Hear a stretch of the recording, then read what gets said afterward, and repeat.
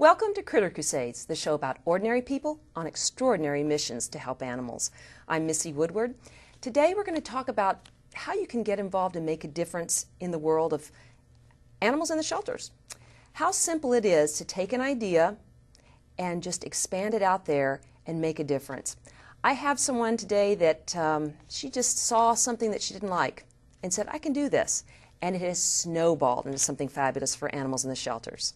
I want to welcome Eileen Smulson. Thank you for coming. Thank you for inviting me.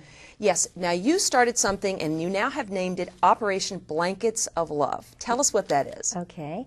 Well, I launched Operation Blankets of Love, and what happened was I went to the shelter and I saw there was a sign that said towels and blankets are needed. So then I went to the captain of the shelter and I asked, well, what can I do? And she said, well, if you can collect some, it will be terrific. And I said, well, I have a great idea.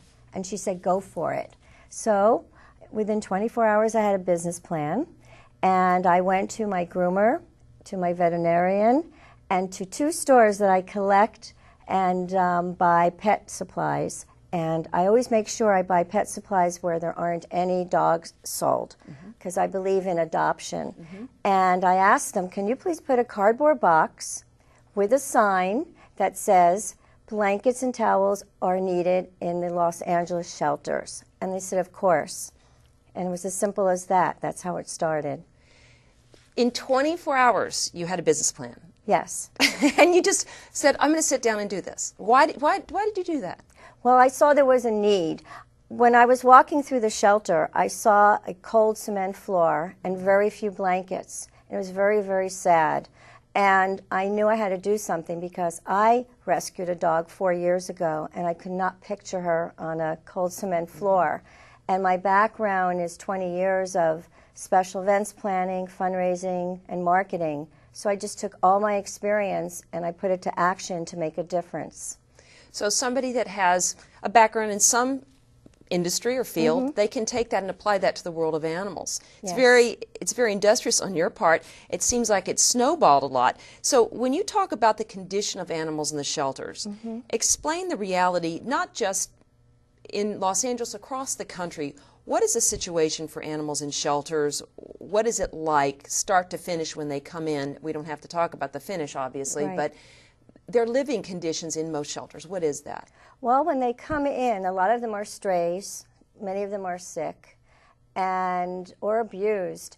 And the first thing that I know that they do, they have a checkup. But afterwards, if nothing's wrong with them, they put them in a cell. And all surrounding are cement floors, ceiling, walls. And that's very, very uncomfortable for anybody or anything to be on that condition. And if you have a blanket or a soft towel, it makes the animal feel more relaxed, more secure, and also they've proven more adoptable. So when you go through the shelters, it's very, very depressing. You actually see the animals are sad. And I wanted to do something to make them happier until they get adopted by a loving home. And this is throughout the United States. I mean, it's reality. They just sit on cement floors, and it's very, very concerning to me, and I had to do something about it. And I also think that there must be a very short lifespan for these blankets or towels or any bedding that they have. I don't know if they put sawdust down or anything. I mean, but how long does a blanket or towel last? Well, it depends on the shelter. Some of them have industrial washers and dryers, but most do not. So after a few times, they'll have to throw the blanket out. Also, if an animal is sick, as soon as the animal gets adopted, they have to throw the blanket away. And then there's aggressive animals that will tear it apart. So there's always, always a need for blankets and towels. I mean, you would never think of that. I mean, you would never think. I've heard of people doing drives, especially in the holidays, for toys for animals. And you know, you can't imagine how it must be for an animal that maybe has been roaming the street to be confined all of a sudden. There is that thing, and I know that dogs especially like to burrow. And what about the cat situation as well? Do you provide for cats? Yes, this is great because we also provide for cats.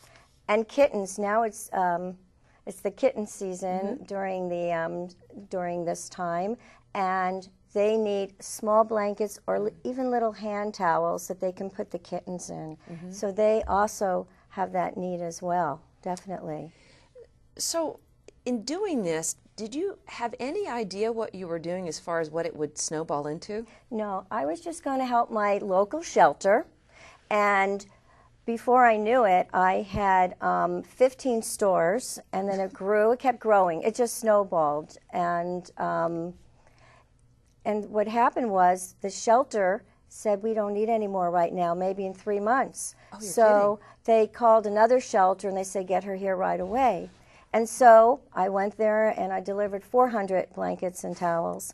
And then before I knew it, I covered all of LA City shelters, sometimes even 2 or 3 times. And then they were even open enough to say, Eileen, in a couple of months we'll need more, but maybe you can help the county shelters. And I said, isn't that your competition? And they said, no, we're here to help all animals. So they gave me somebody's name, and I covered all the county shelters except 2 at this time. And before I knew it, my name was spreading all over the place, and I started pitching it to the newspapers because... I was just going to say, it just like landed. I mean, you don't go from nothing to then ending up on the Sunday paper. I mean, you really did utilize your talents and abilities, business talents and abilities, which I think is really important for people to realize. When you're helping animals, take what you know. You don't have to reinvent the wheel and go, well, I've got to be trained to become a groomer. I've got to be trained to become this. You use talents and abilities, and front page. Now, how much of an interest did you get after this ran? Well, this was phenomenal. I had my email and my phone number, and I received over 150 calls, and I'm still receiving it after months and months because people save articles, and it keeps going. And also I got over 100 emails. And I got back to each one within 24 hours. It's very important. I also feel it's very, I always like to get close to people to find out their situation, so I would find out what kind of animal they had and what made them call. And the response was overwhelming because they said, I always wanted to do something to help the homeless animals, and I never knew what to do. And this is so simple. All I have to do is go in my linen closet and look through and take things out, and I made it easy for them. And everybody always wants to turn over things in their homes, and you know, we're in the world of recycling, we're in the world of everything, and it's, you go, oh, I'll use this as a rag, I'll use this as this. But when you get to those bigger pieces and the towels and the different things, and if you don't have animals of your own, or if you do even, you just go, you know, I've got enough for mine, I can share. Exactly. And I think, I'm going to grab this because I'm going to be a real braggart on you. Because I'm seeing you've made a book for yourself. The LA Animal Services even gave you a commendation, recognition, not only because of what you've done, but because of the fact that you actually made people notice the shelters more. Yes. Tell me about this, and what was that like when you received it? It was so exciting because I found out that nothing like this was done before in such a quantity, so fast, so quick, and growing and growing and growing. Not only growing in the amount of items that I've collected from the community, but also growing in the geographically. I mean, I started in LA, and I also cover Ventura County. I've been from San Pedro to Lancaster to Hawthorne to Thousand Oaks. It's just spread.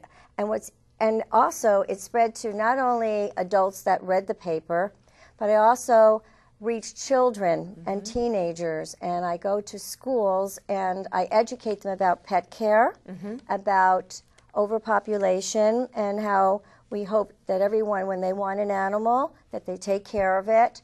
And we also put together a blanket drive. So, and after that, after the blanket drive, we take the children to the shelter, and I arrange a private tour for them so they understand the concept of why we need the blanket, and firsthand they see this, and it's just remarkable. I love how you have this and you explain it very clearly that you're needing blankets and towels and that you're going to take it to the shelter and how they do everything. It's very systemized. So again, you used your talents and abilities on how to organize, how to get an event going, how to make something happen so that it has a life of its own. So people can take ownership of this on their own. Right. I believe you work with Girl Scouts or different groups like that and children's groups, and then you say, okay, here's what you can go do, right, and take this out on your own, and that's so empowering too. When people know that they can make a difference that way, that they can actually start something, empower the community to do something, and then they follow suit, and you don't have to be the one and only person doing it. You're starting that drive to go in a new direction and open people's consciousness. And that's what I thought was so interesting when I met you, is that you just had a spark. And that's what Critter Crusades is all about, is those people that have had a spark in consciousness had no idea what they were doing, really. They just said, I'm just going to decide to do something because I feel something about this situation and make a difference. There's a fire in my belly. Right. Yes. And there's tens of thousands of animals in our LA area put down every year. But the lifespan of animals, like you said, if they become more adoptable, then we're really going to increase. And I can only imagine what that's done for these animals to look like they're at my home, they're at my bedside. I mean, it is a visual. Everything really is. In marketing, it's what it looks like, too. Right, exactly. And you saw that, and you did something about it. We have a video of, actually just some pictures. I'd like to start now to just show what you've done. It talks about the different, it shows actually what you've done with the blankets, how it sort of started, how the cells are, what they look like for the animals, and then when you start collecting. So why don't we play that now? Okay. Yes. And in that, so you see that animals are in these different shelter cells as they are. So why is it important then, you put the blanket in there and then they just look more comfortable? Oh, they just cuddle up so quickly. A lot of them, they just nest because that's something they do. And you see how relaxed they get. They feel secure because remember, they're thrown into a strange surrounding, and this just makes them feel more secure. And so you've been able to collect through your car. You get all sorts of collections in your car. Then it snowballed into having it in vans. I guess you have people pick things up in vans and everything. Well, I do it all myself right now with the help of my husband. He helps drive once in a while. We have a 17-year-old van.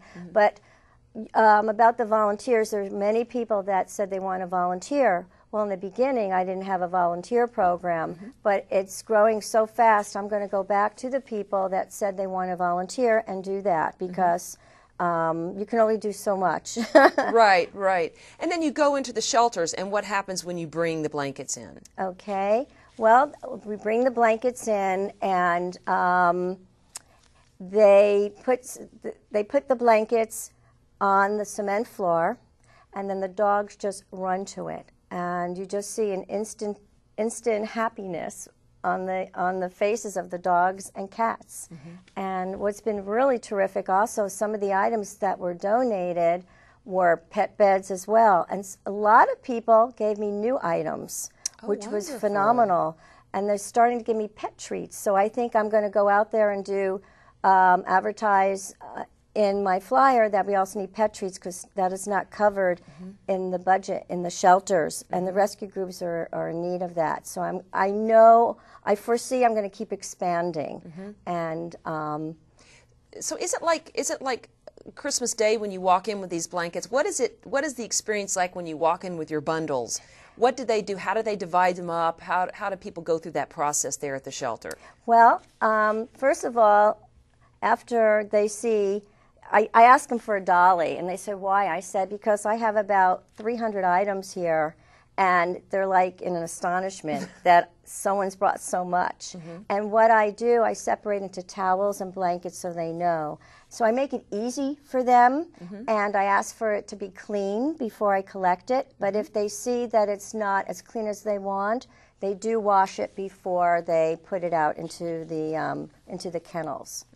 But it's astonishment every time. They can't believe that I'm coming in with a van load of bags and bags of donated items. But what's really terrific, is the community spirit that is so important to me. I went to ma and pa stores, and to me, they know their customers. It's like old-fashioned instead of the bigger corporate chain stores. And I get such positive feedback from the owners of the stores that the neighborhood is just so charged that they can do something. And it's the whole thing about community, that they can make a difference as well by doing something very simple, by just seeing what kind of items they can donate for Operation Blankets of Love. Now, you brought up a subject about educating, which to me is always the most important thing. Education, education, education, especially children. Yes. So what is your process right now when you work and you go into the schools? How do you first even get into the schools, and how do you present this topic to where it's palatable for them? Because I know it's very tragic what's going on at the shelters, and how open are the teachers to you telling the full reality, et cetera, and so forth, and field days or whatever? Explain that. Okay. Well, I've done 2 kindergartens, and which would be totally different than going to 12-year-olds, which I've done as well.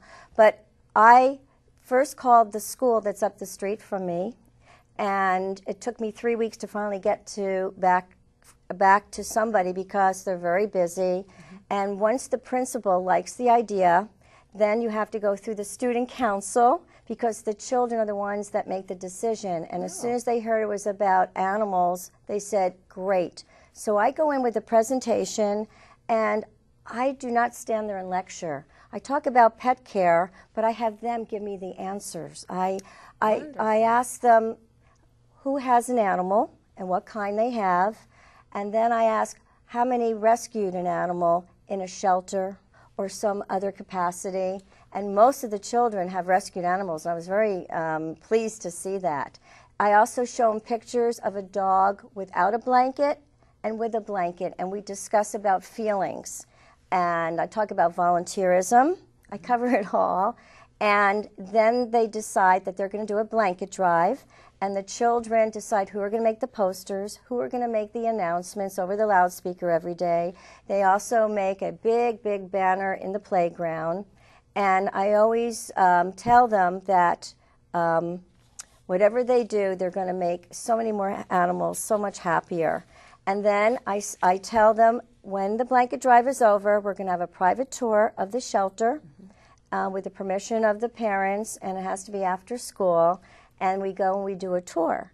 And it's been a very positive experience. Now, also in the paper, I've been in many, many papers, and people are calling me, the schools are calling me now. Wonderful. So I'm very excited about that, from private schools to public schools to Jewish daycare to private Christian schools. It's covering all the kinds of schools you can think possible, and it's all about children wanting to make a difference. And I think it's important, because if you instill that when they're young, the future will be a brighter place for the animals.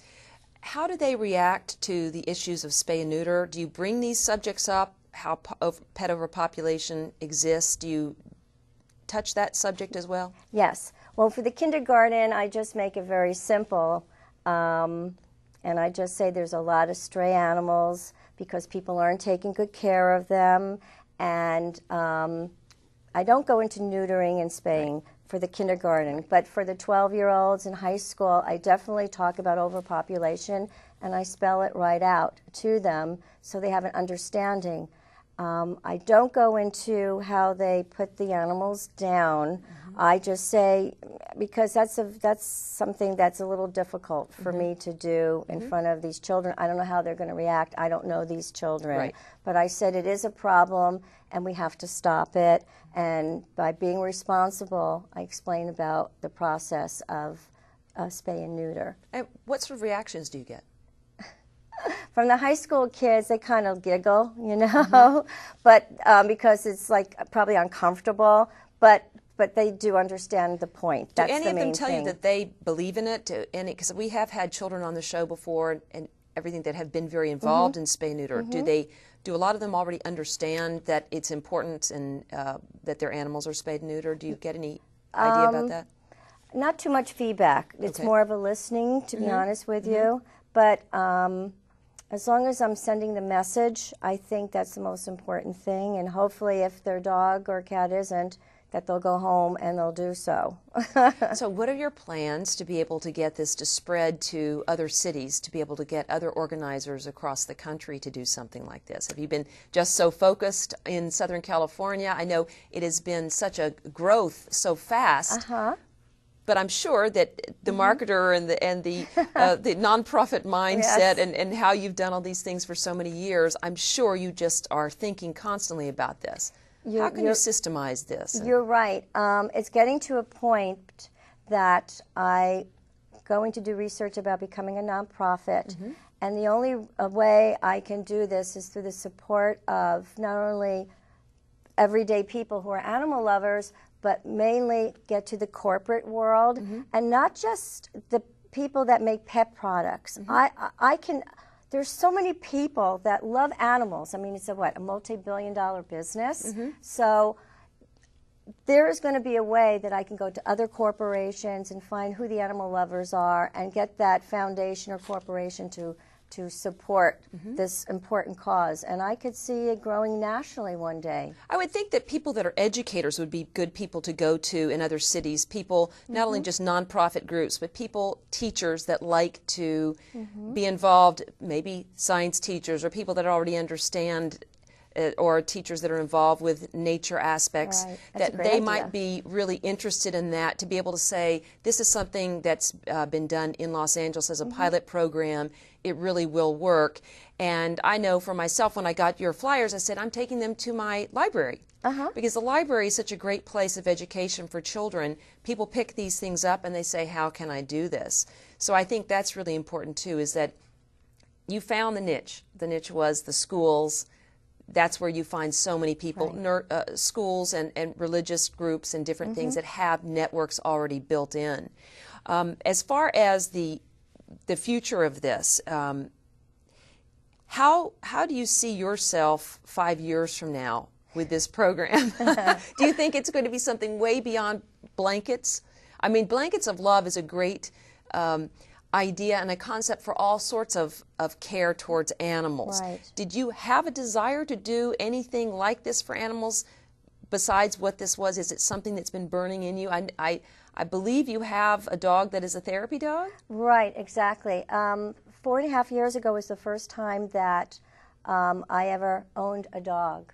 And her name is Ginger, and she just changed my life. Animals are just, they're like family. And here's a dog that was stranded on a highway, 5 months old with another puppy, didn't even know any commands. And I never had a dog before, but my husband, Brad, did. So he said, we have to go to dog school. So he went to the first class with me. And when I went to the second class, he said, you're on your own, you're going to bond. And I said, what do you mean, bond? I don't know what to do with this animal. Well, after 6 weeks of the beginning training, I said, I'm going to keep going. And I did intermediate, advanced, then tricks and games, and then agility. Then she became a therapy dog. Then she became a read dog, where we go to schools and children with problems, one-on-one they'll read to Ginger, and I will talk through Ginger and be a teacher, but we use young children so it's believable that Ginger is really talking to me. And the last thing we did, we had many, many lessons dancing with the dogs. So I dance with her, maybe they'll have it on television. But she has changed my life, and it made a difference in who I am today, because I would never have done something like this. And what I want to do is definitely expand. I already looked on the internet wish lists over the country to see what their wish list is for rescue groups. And shelters, I know, because certain things they have a budget. But I see the number one is vet bills. That is something that's very important. And a lot of the animals, because they go and rescue the sick animals, otherwise they would be put down. But then they have to raise money for the bills. And so that's one thing. I also saw food for the rescues and treats. So I will do it all if I have to, and I know if I want to do it and I get the message out, it will happen, because this exploded, something so simple. And I see, meeting all the people and listening to the stories, how the animals have changed their lives. They would do anything. I mean, there was one person I spoke to who was from the Korean War, and he said, I live in a trailer, but I have an army blanket from the Korean War. Can I send it to you? And I said, of course, you know, and he sent it UPS.